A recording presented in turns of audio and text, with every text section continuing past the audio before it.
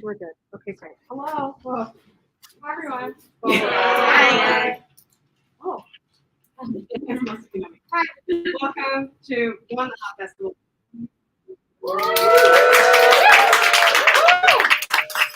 And two, welcome to How to Grow Vegetables.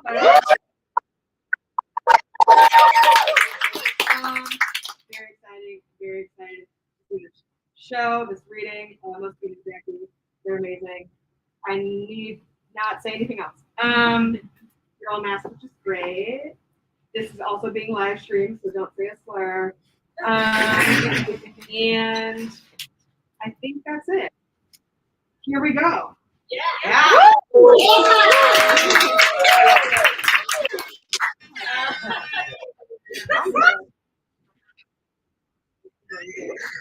I'm gonna give a little intro. I'm Justin. I suggested this lovely piece, and I'm gonna read to you off of my phone.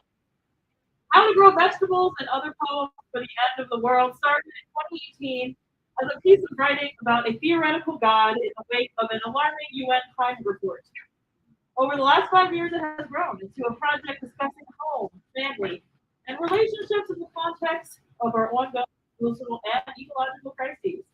It also absorbs another project, Act and Body, that discussed ageism, isolation, and suicidal ideation. It turns out that How to Grow Vegetables and Act and Body need to be together for you. The themes that tie these pieces together are a glowing web of all the forces that make life feel unlivable. Intention for this piece is to evolve it into a multimedia piece incorporating video, music, and our connection to technology and the internet. Our poet utilizes the voice notes on their phone as a type of audio diary, reflecting the conversations that we have with ourselves on sleepless nights, while attempting sleep and finding company amongst the sounds of game shows, ads, sitcom reruns, and dissonant outside noise. Tonight, blue light will represent the lull of the TV light as the poet dreams. So thank you so much for joining us tonight and bearing witness to this project. Once again, this is How to Grow Vegetables and Other Poems for the End of the World. The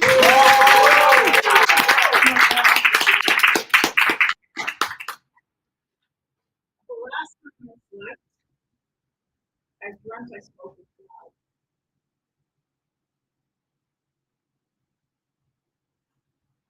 It's like a wide open window that you can't hide from.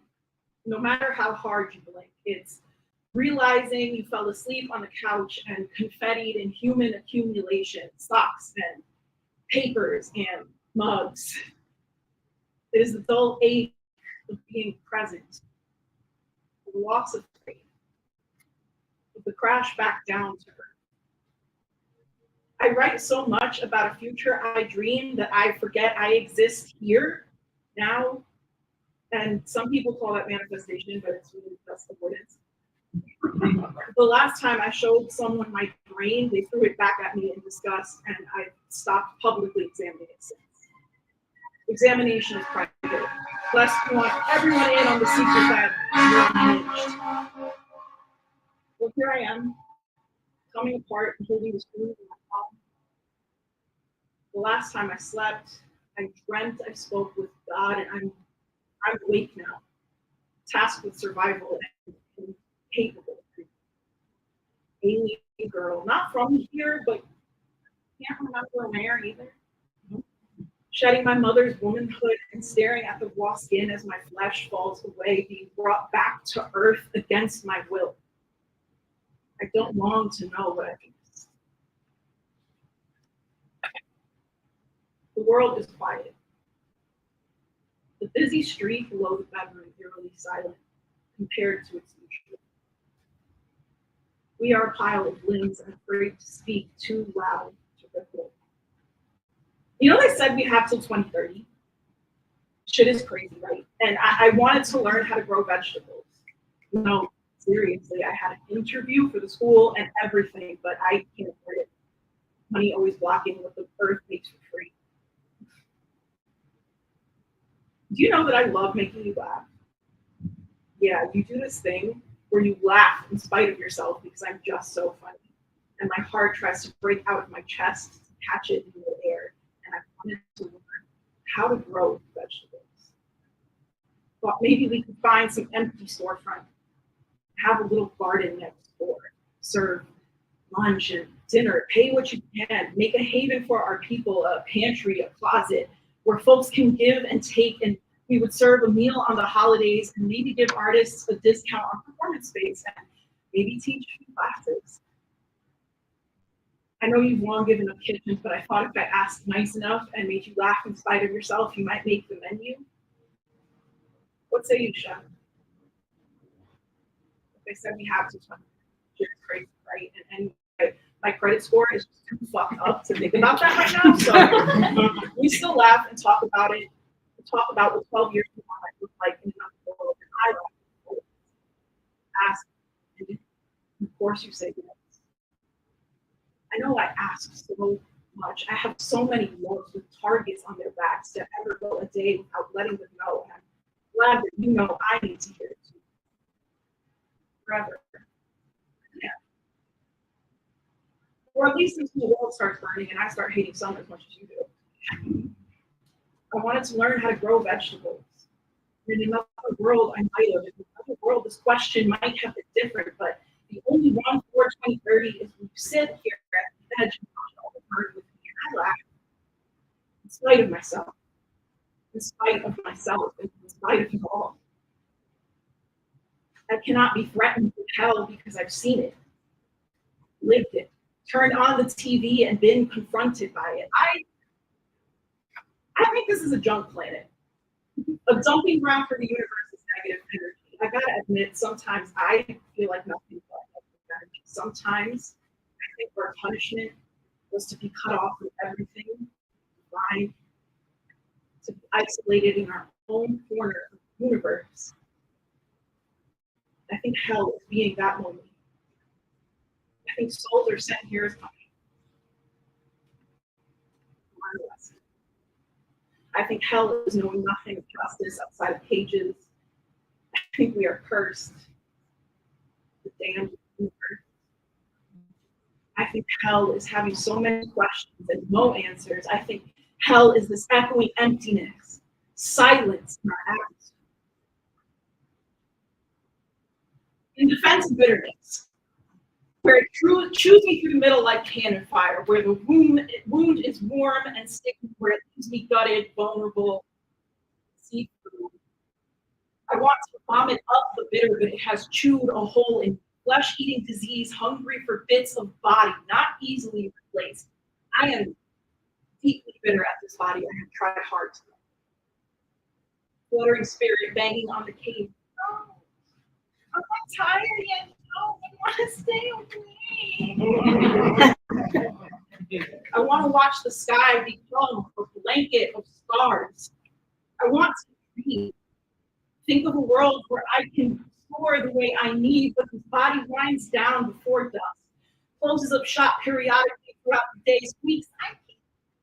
As it shutters the storefront and the spirit cries, my body sleeps. I am deeply bitter. I'm afraid of moths. Sentiments of gentility are just that, sentiments. In a world prepared to abandon you, no one slows down. You can't keep up.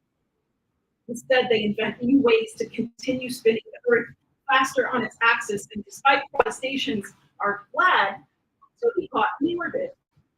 You may get a glance in passing, but gentility is a concept. Gentility is a myth. Gentility is dead. In a world where none can afford to be gentle, I'm supposed to be kind to my spirit and this body, a person with a spirit of jagged steel cutting into the fleshy parts that now so desperately need tenderness. I'm so tired of this existence where everything hurts, where everything has always hurt. How to move forward without leaning too hard on movement. How to live in the fog of slumber, how to practice gentility, but I don't feel it. Don't possess it. When there is nothing for me to feel gentle about, when I am not glad to be alive, when this future is dismal, when my personal is constantly brutalized,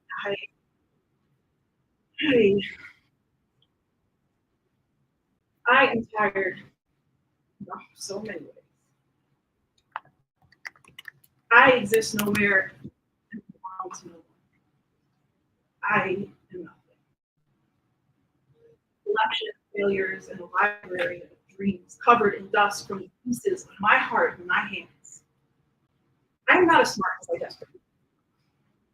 I am the shapen mold of toy, tragically underused and long abandoned by artists not worthy of love enough to finish. Is it bad? Worthy of love enough to finish.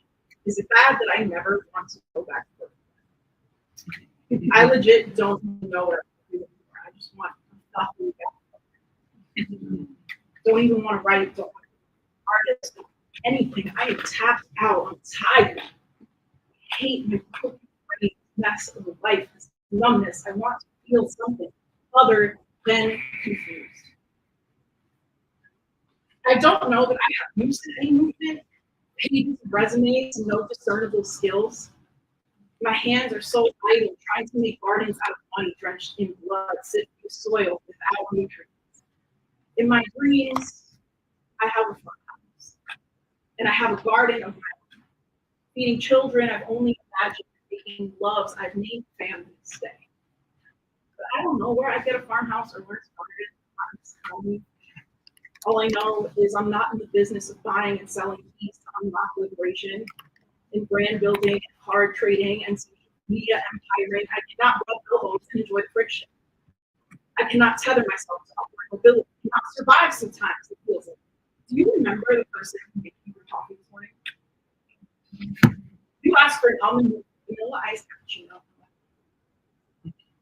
I don't expect you to because I know no one remembers.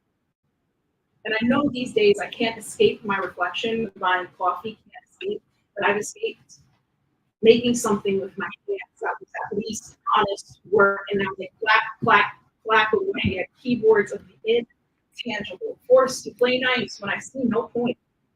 Smart mouth, too smart for I know my too smart to be allowed to speak in front of respectable company. Smart like sarcastic, smart like snappy, smart like survival tactic. Like I won't let you outsmart me. Like it's a damn shame she never came to college.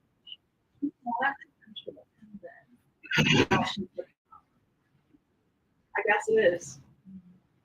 I'd like to think it's not so bad, but I will still be evolving when those institutions fall. I dream of existence where we conjure up the magic, the magic of the stars, is the magic of history.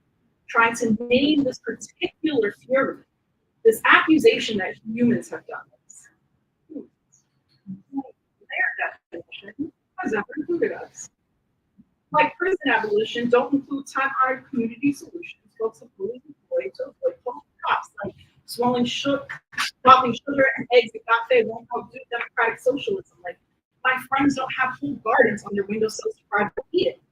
Like we needed a dissertation to tell us how people were meant to live.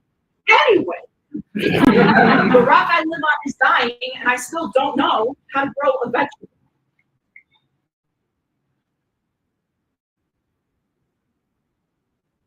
Last time I slept, I dreamt I spoke with God. Death's companion, the writer of this, the watcher, the one who sends him to my door. It's true what they say that you're the parts of Satan's soul. The vape pen is big, so big, and her vanilla scented cloud engulfs her. For a minute, I just think it for a vanishing act, but she is still there, and I know it's only standing outside the 24 Olive Garden on July. Her wish to disappear makes sense. It's even reasonable. A second puff encircles her afro as I make my way underground, catching my train home with my own red uniform shirt stuffed in my bag. What a little thing. She looks like she's really enjoying that shit. And I don't blame her. I have often contemplated adopting vices to see if I feel anything besides this near constant hurt in anger. I concentrate on the music bumping from my headphones, proud of my premium phone I work hard to get, the glint of the vape pen, still etched in my memory. Lovely. With cereal flavored inserts that cost real money. This is Labor Day in the Empire at the end of the world. find solace in vices, sit on the margins, contemplating the blood on our hands, the violence in our bloodlines, small solaces on small breaks we can't save the future. There isn't one. In the divorce, my father got young. My mother got old. My father shaved his head, mustache. My mother shaved her head. My father went on vacation. My mother went to the hospital. My father started drinking recreationally. My mother started shopping for life insurance. My father tried to make himself a new life. My mother tried to bury the mistakes of the old. My father never invited me to his home. My mother tried to make home for me someplace. My father will go on. Pray love. My mother is dead, never having known peace. Sometimes there is no justice, no pain. My father has been made legend, a distant memory of childhood I spend every day in 1,000 ways. Permanently etched in my mind's eye so that when the occasion comes for his presence, I am jarred. This man exists in permanence, not whole. This man, more story than person, turned out to be human. And at the end, isn't that the startling realization we're all making, that all the monsters are human? I wish him a happy birthday via text message, reading the curtness of his response. Thanks a lot. It's the only indicator that he is alive, that I am alive, that we are here, that it wasn't just my imagination. I want to make him pay for your sadness. Mom cried every day that she was pregnant. I contemplate the list of things that she should be sorry for. This is not. She says that both times she gave birth, he made her cry the day she got discharged, rushing her, demanding an answer on how long. Can you imagine? This is why I want to make him pay. I know that how tongue that struck fear in him, but you never knew a moment's peace. You are always the apple of my eye. Both other siblings complained about each other. Adults wondered to mom and dad about how we got along. So who knows? I like to think the universe knew we needed each other to survive. You were always the sweetest, most giving, and open-hearted. And in many ways, you still are. But there were so many things taken from you, so much joy that you were to, that you were forced not to experience, so much creativity chided and stifled, praised and embraced. I cannot remember a time where you were not under near constant watch or discipline. What kind of life is that for a child? I want to make him pay because he is living as though he has not left wreckage in his way, as though we are not every day dealing with the consequences of his presence. I want to find his ass in a Walmart parking lot and hold him up. Make him turn out his pockets. Bring some muscle to grab him by the ankles until your child falls out from a hiding place. I want to give you back to me and say, here, try it again. This time without all the expectation, censorship, and heartbreak. I want to make him pay so that you don't keep having to.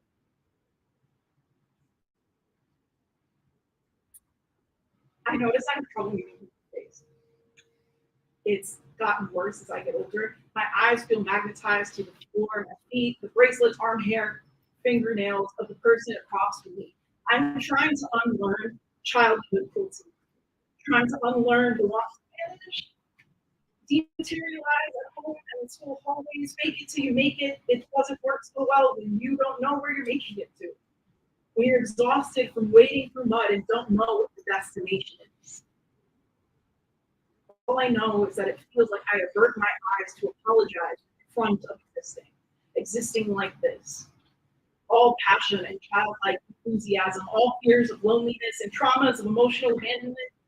Too much. I usually am. And once my outbursts have escaped my throat, I want to disappear. The difference now is that I'm supposed to be good with words. I'm supposed to have conjured all the answers. I'm supposed to get up on stages and tell you how I'm confident. My greatest act has been pretending that 100 eyeballs finally seeing me doesn't burn my skin. Supposed to relish the spotlight like I wasn't trying to survive. I don't remember if it hurt me as being peaceful. All I know is that either way, existing hurts when you're always apologizing for it. What you're saying was in my guidebook, and I don't know how to do that. I'm used to saying sorry for feeling unsafe. Can I rest here with you? Is it finally safe enough to sleep?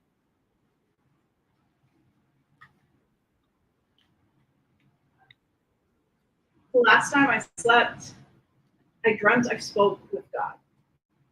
Death's companion, the writer of the list, the watcher, one who sends him to my door.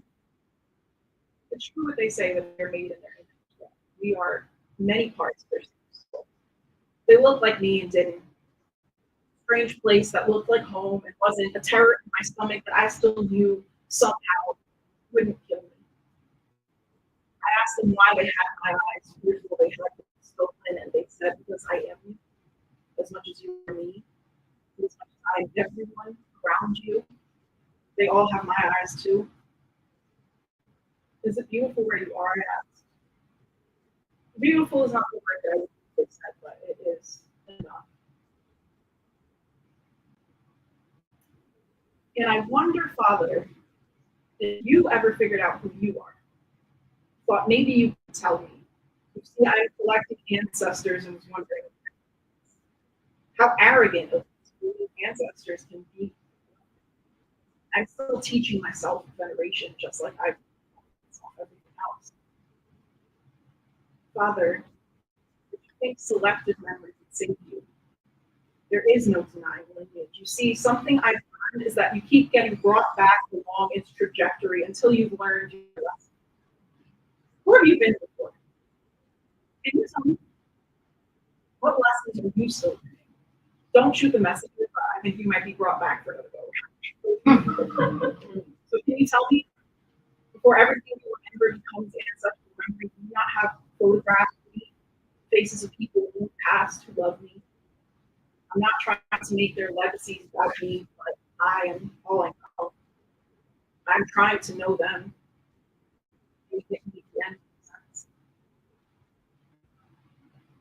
I am sleeping next to the shell of my mother and already speaking past tense. Her breathing does not reassure me that she is alive because she didn't recognize me. I don't know if I'm numb or pragmatic. I don't know if this is a symptom of first child syndrome, but I am not afraid. My poems about my mother have always been about her husband. She's no longer married. She's not yet dead. I write extensively about my mother's lack, what was taken from her, what was stolen, what she refused to learn. I want to write a poem for the woman whole words, all style and sultry and free. Before she was burdened with the weight of her wedding ring, what were her fantasies making? My mother hides from me like I'm capable of stealing her past. Tells me there are things she will never say and will take to the grave. Heart in my heart. Made me prepare for the string of devastations in a lifetime of never. In a way, I wonder if all the times she broke me, she was preparing me to pick up my own pieces. I want her as more than wife and mother would seem she does. Would seem I must accept her as child, and I want to know what she listens, wishes for. I want to know why she locked her away from me, backwards clock, reverting the waters of the role reversal 25 years in the making. This isn't the first time my parents did it, but it's the first time she didn't know. I'm surprised patients are possessed when I feed her. Her impatience, my inheritance, usually aggravated the most in her presence. This is how God shows me that. And I is somewhere watching her body being alive, with terrible feelings, but a spirit ready to leave. Even in limbo, she is impatient, dissatisfied. Even in limbo, she's not here for the bullshit. Time is a vacuum compartment. My mother, place I've never lived. Curtains keep out the sun and any acknowledgement of passing hours. A place away from reality, away from any real things, away from everything that saves me from here. In the last place, she is alive. The sun illuminates never really wide window where sun rises and sets, half expected parking lot. I remember that every beat of my heart is closer to hers stops. When I'm on the other side of the hill, sometimes life is complicated. Sometimes we die without meeting. Sometimes we die without ever being better. I will be the person who will need it. I will make my own answers. Heart, out of rhythm and confused. Hurt if I move too quickly, too slow to keep up, whiplashed and love longing. In my fear, I don't remember how to make a good friend. Relationships long established, burn holes like cigarettes with blistering flashes that fashion itself forever once made apart. I'm both too old and too young yet. Some external guidance to adopt me at the lonely. I have to spend the years between birth and death deciphering the risk. Turns out that people who loved me quickly didn't. Turns out the Blitzkrieg was always meant to overcome me. Turns out that love is a continuation. The long game, and something I never learned how to play.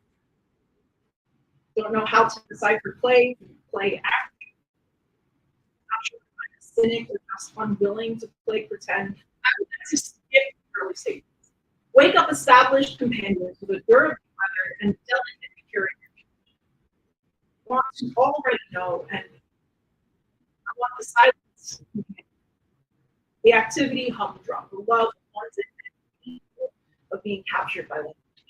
I dream more about friends than I think or being alone. Getting why can't it be?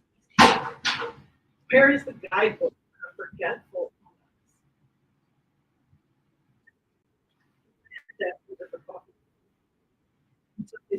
we are old friends, accustomed to our silence and standoffs. I used to leave him waiting on the stoop, ringing the bell, but curiosity connected me. Once, material horror, I invited him.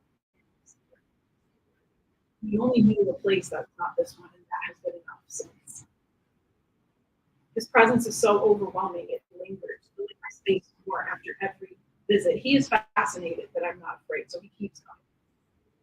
I'm fascinated, and then I love you. The genuine curiosity. Why do you stay? Because I answered, I keep waiting. I keep thinking I have to learn how to catch smoke, to hold it all, keep it safe. What is it that slips through your fingers, he asks. Hello? What happens when you're tired of trying to maintain that grasp? I'll leave with you. He has no face. Still feel him eyeing me. Be clear. There is so much more beyond this world. If there's an escape you seek, I can not. I'm there, I assured him. I think maybe I was just. He stirs his spoon. Confirmation. Have you ever had a friend to whom you've never had to say anything? That an awareness of each other's presence is enough to keep you going. Death is that friend with small talk and sparring. I'm tired of explaining. I invite him to talk. Contemplate what happens should you ever choose to go somewhere beyond the complete. Ever been so addicted to feeling alive that it makes you feel dead inside? The pursuit, a never-ending sword chase where the risk never outweighs the reward. I am perpetually perplexing the board. Brain won't make you so I used to create becomes less and less effective over time. But I've tried all the hobbies, jumped all the cliffs, rode all the roller coasters, and listened to all the music. What do I feed this brain that already struggles to move? Lapses and fears, the room, all action canceled out by the energy of do and the inability to do so. Some infernal buzz, electric hum that makes a fridge out of me. Pull it down, take it off for later, forget about it, then retrieve the moldy container in 3 minutes. Meant on what could have been.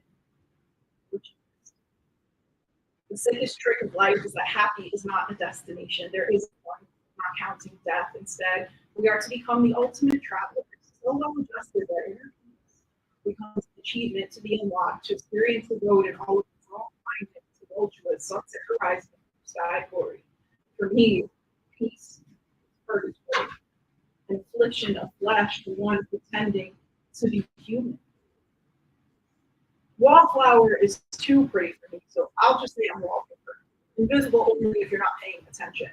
There's a particular way that those of us with stubborn bodies and stubborn minds get repurposed for others' purpose.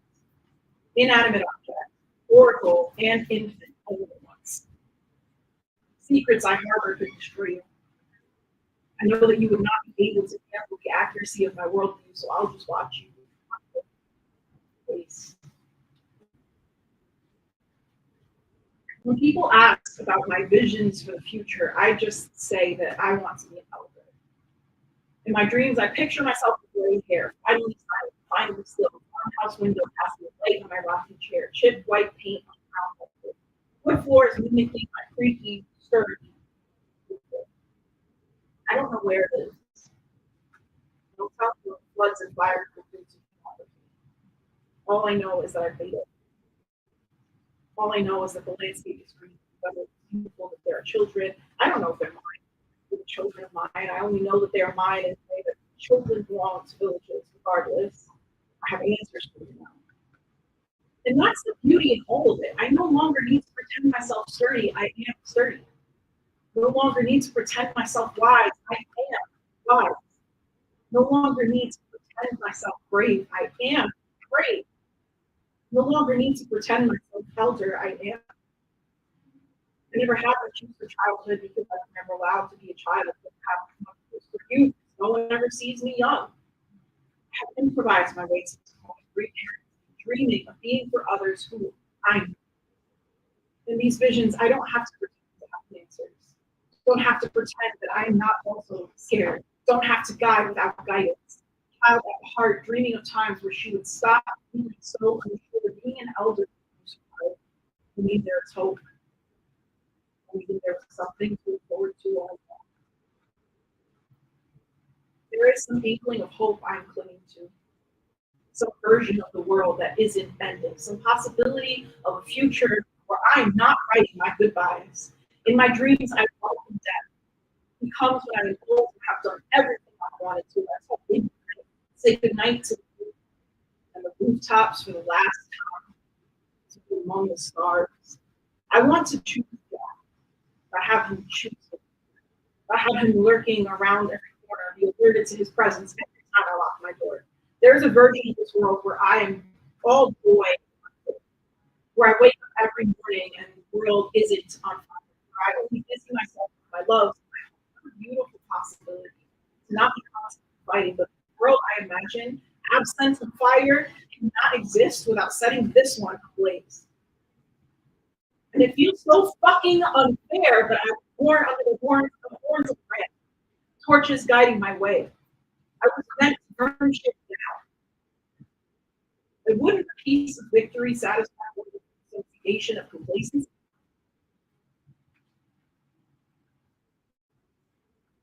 And Faye, come to think of it, what will we do when we are the last of this bloodline? Picturing you on a porch somewhere reminds me that our conversations live in childhood I can't remember. Slamming doors like thunderclap of apocalypse every time felt like the end, and yet here we both are. Here.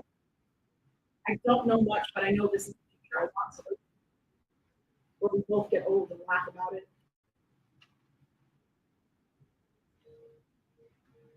The last time I slept, I dreamt I spoke with God. Death's companion, writer of the list, the watcher, the one who sends into my goal. It's true what they say that we are made of that we are many parts of the same soul. They look like it, we didn't. Strange place that looked like home, it wasn't. A terror in my stomach that I knew somewhere wouldn't kill me. I asked why they had my eyes. They had been stolen, and they said, right, as much as you of me, as much as I am everyone around. They all have my eyes too. It's beautiful where you are, I asked them. Beautiful is not the word I would use, they said, but it's enough. I'm scared. As you should be. But I want you to know the vastness that awaits you. The limits of your form do not allow for comprehension, but rest assured there is much more beyond it. Now, for a century, it's still waiting. I'm at an age where I will not wear anything suffocating. No matter how cute somebody tells me it is. Years of silence made me pretty unbearable. Like posture. I feel like I'm dying dainty of struggling structure, of wondering if I got it right, thinking that everyone else felt it painfully happy you felt. Turns out, pressing for the day shouldn't feel like hospital. I've always gotten it wrong. First, a girl in a woman's body turned woman wishing visible, turned humble, tongue-tied, turned rules, turned taking cues and suggestions from strangers, turned finally filtering out the background noise, listening to the stirring of my heart. Folklore of my origin, what I look like a virgin who's waffling the shores, full of elements, fertile soil of possibilities. Do you hear what I hear? Child? Child. Spring, silver, and gold, and a gender and a word. Me instead of allowed to become, molded instead of emerged. Obscure the roadmaps of my fingerprints. Tell me they aren't here, that they don't exist, that I'm imagining it. Hope that I never find my way back to myself, that I never leave. Turns out I've been ignoring screams in my stomach for a long time. Wardrobe, brain, and gender have a lot common. Hard to know where love ends and the other begins. I once heard someone say that we outgrow old poems like coats. And I think about the closets I have lined in old homes of thought, coats without mothballs getting stale and worn. What comes tumbling out of them? Old politics, old hurt, old me, and while metaphors are great, old poems cannot be stashed away once they've been put out into the world. Not really quietly tucked in storage when they no longer represent you or no longer refuse. Imagine having a record of every phase of your life. That's what being a writer is like. You that no longer exists, introducing to strangers. So take this poem as a disclaimer. There are many things I've written I wouldn't dream of unpacking that wasn't in audiences to hold. Stages have their purpose, and so do pages, diaries, and other. There is a responsibility in playing language that so few seem to want to claim. And I'm sorry for keeping those responsibilities. If I cannot help you make sense of this human pain, then what's the point?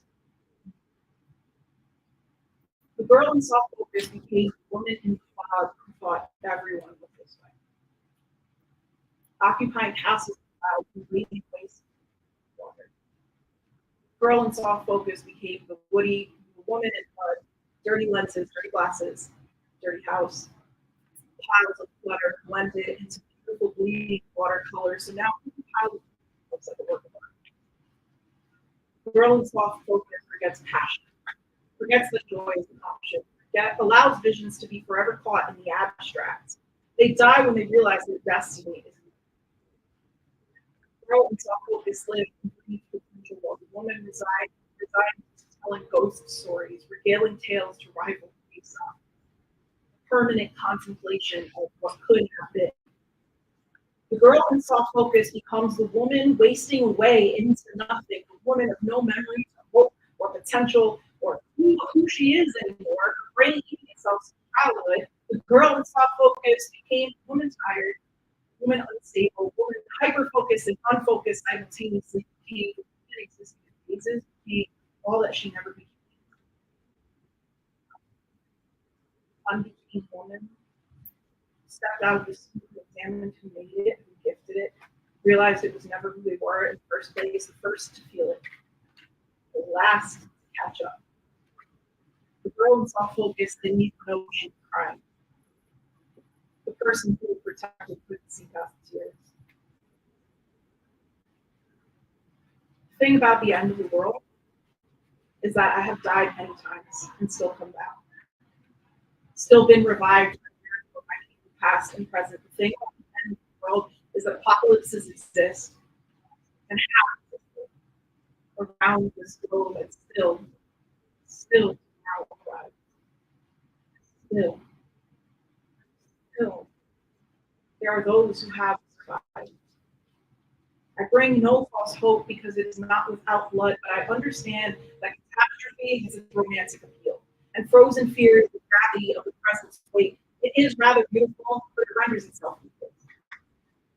What's like a bonfire so well together, a bonfire to keep us warm. Rules of man come and go, are malleable enough for us to bend, necessary for us to break, that the universe and the reality of this material condition and gravity are the only constant. Halcyates are a creation of man, biblically and material. And maybe death is the only escape, but maybe this plane will change by the time we get back. And I would like to use this life to manifest that. Would like to risk it all, liberation and salvation, but like to make this life sweeter, to end it on the most beautiful perfect.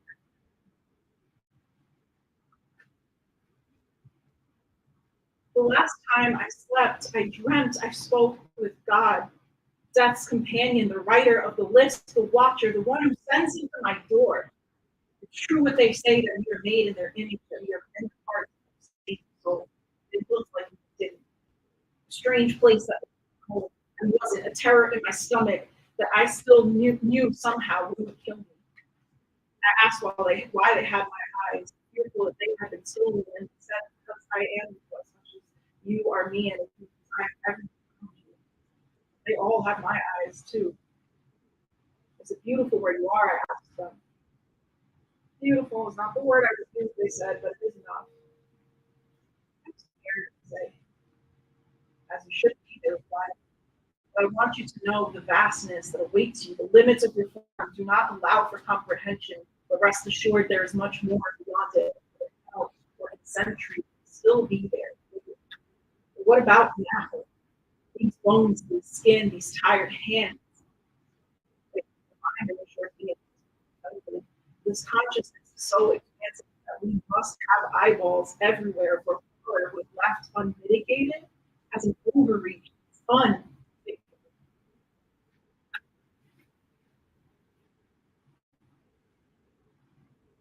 The problem is that I really think I have no poems left in me. I think this grief is so strangles all that is beautiful. Everything I thought I had.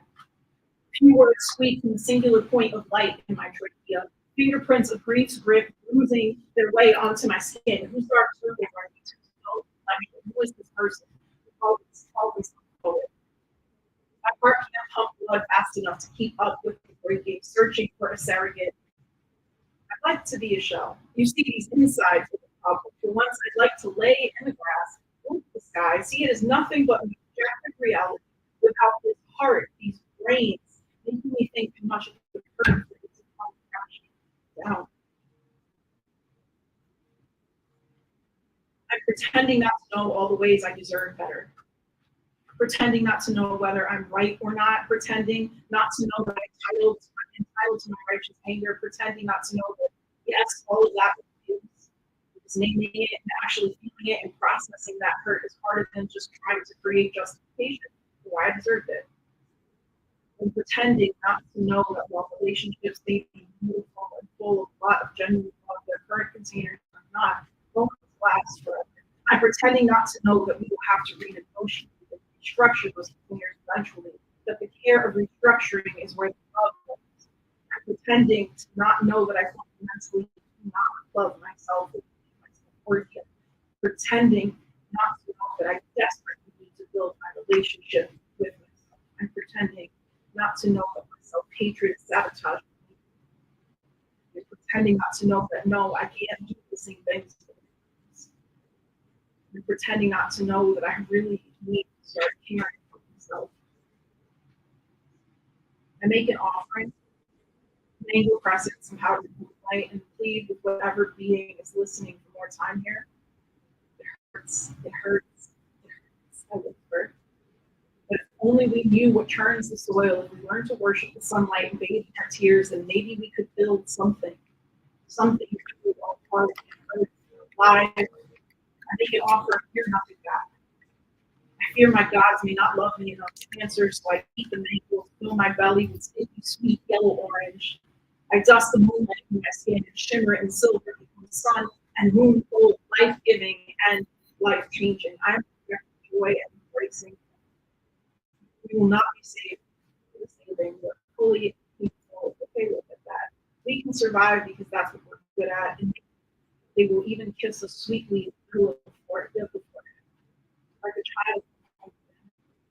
Ashes to ashes, dust to dust, beyond far more merciful. Maybe I will find someday. Have you ever met a white atheist? Adhering to dogma that is the opposition of dogma wants to text irony. And just because they're affected and falsehood, they doubt their ever God, and so they continue to be godless.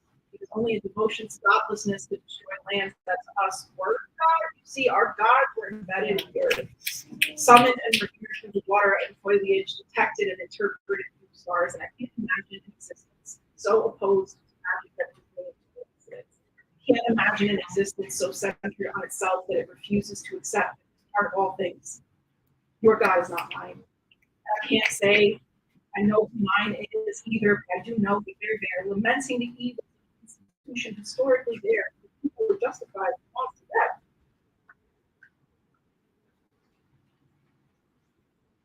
The last time I slept, I dreamt I spoke with God, death's companion, the writer of the list, the watcher, the one who sends me to the Lord. True what they say, we are made.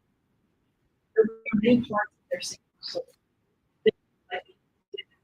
A strange place that looked like home and wasn't a terror in my stomach that I still knew somehow wouldn't kill me. I asked them why they had my eyes, fearful they had been stolen, and they said, because I am you as much as you are me, and as much as I am everyone around me. They all have my eyes too. Is it beautiful where you are? I asked them. Beautiful is not the word I would use if I said, but that is enough. I'm scared, I said. As you should be, they replied. But I want you to know the vastness that awaits you. The limits of your form do not allow for comprehension, but rest assured there is much more beyond it, whether now or in a century, that will still be there waiting. But what about now? These bones, this skin, these tired hands. They are divine, they assured me, and must be benefit. This consciousness is so expansive that we must have eyes everywhere for horror. Unmitigated has a brief overview that is unthinkable. Who are spirits choose to come here? What matters more than before is what you already are, and you contain the answer.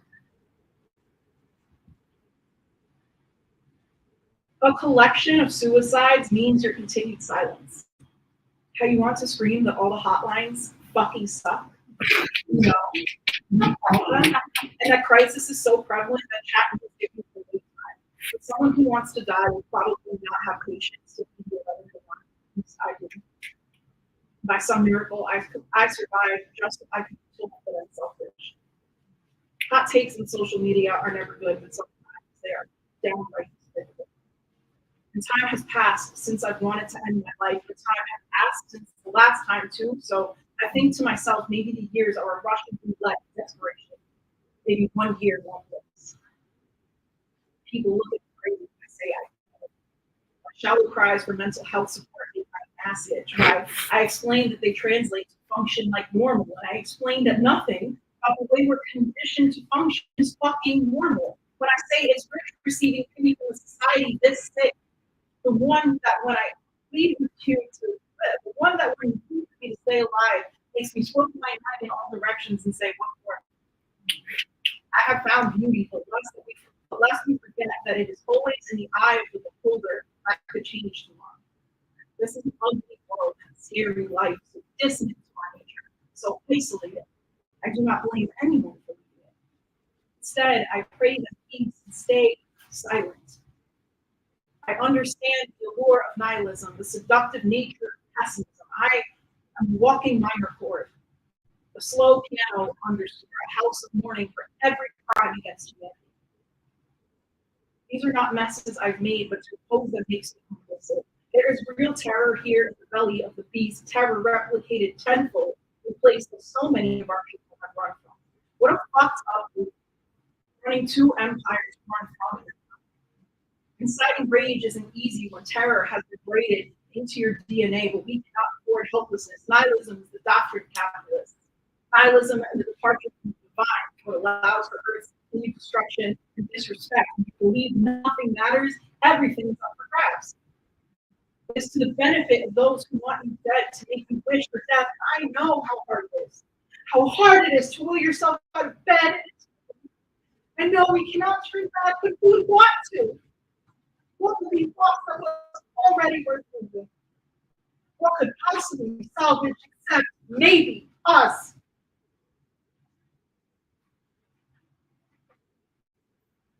This is the one I'm already writing.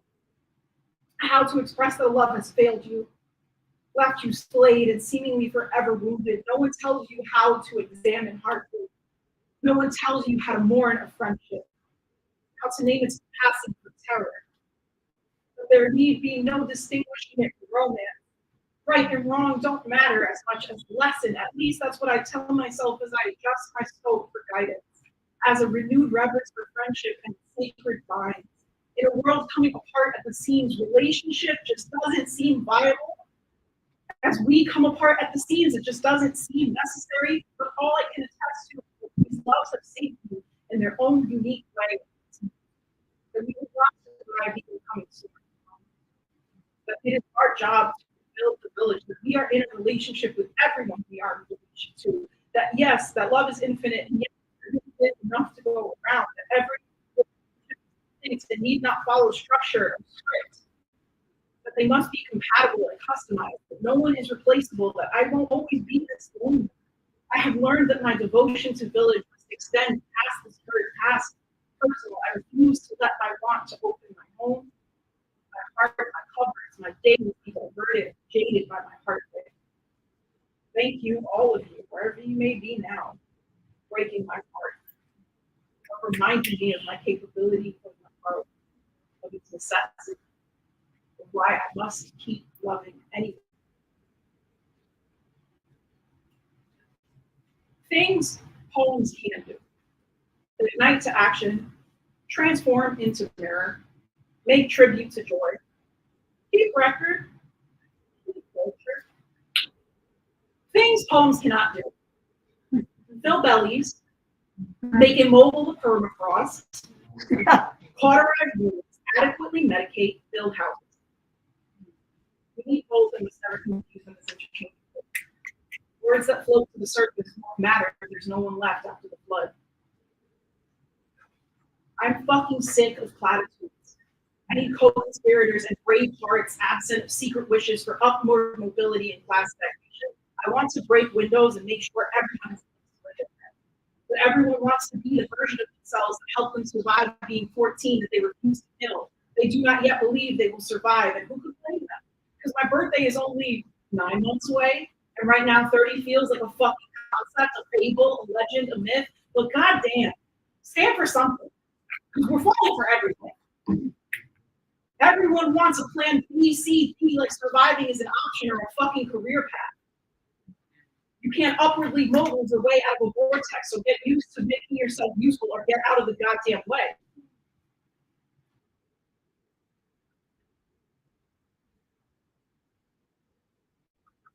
The last time I slept, I dreamt I spoke with God. Death's companion, the writer of the list, the watcher, the one who sends into my door. It's true what they say that we are made in their image, that we are many parts of the same soul. They look like me and didn't. A strange place that looked like home and wasn't. A terror in my stomach that I still knew somehow wouldn't kill me. I asked them why they had my eyes, fearful they had been stolen, and they said, because I am you, as much as you are me, and as much as I am. They all have my eyes too. Is it beautiful where you are? I asked. Beautiful is not the word I would use, they said, but it is enough. I'm scared, I say, as you should be there. But I want you to know the vastness that awaits you. The limits of your form do not allow for comprehension, but rest assured there is so much more beyond it. Whether now or in a century, it will still be there, waiting. But what about now? These bones, skin, tired hands. They are divine, they assured me, and must be defended. Must be defended. This consciousness is so expansive that we must have eyes everywhere for horror, when left unmitigated, has an overreach that is haunting. Why do our spirits choose to come here, I asked. What matters more than what came before is that you already are, they replied, and you contain the answer. Will we survive? We cannot say. The matter only changes when moved by another object. My heart hurts. I want to leave with death. You can, if you choose.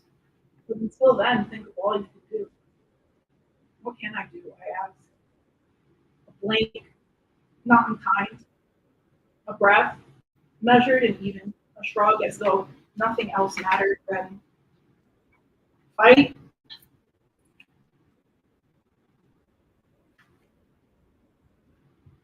Haven't written a poem in a while. Haven't been working on much at all. Haven't been working. How is everything so muted, so loud at the same time? Silence animated by echoes in my skull. How to tell you that I don't trust someone, that I present her optimism in the face of my foreboding undercurrent. She gaslights me out of my head.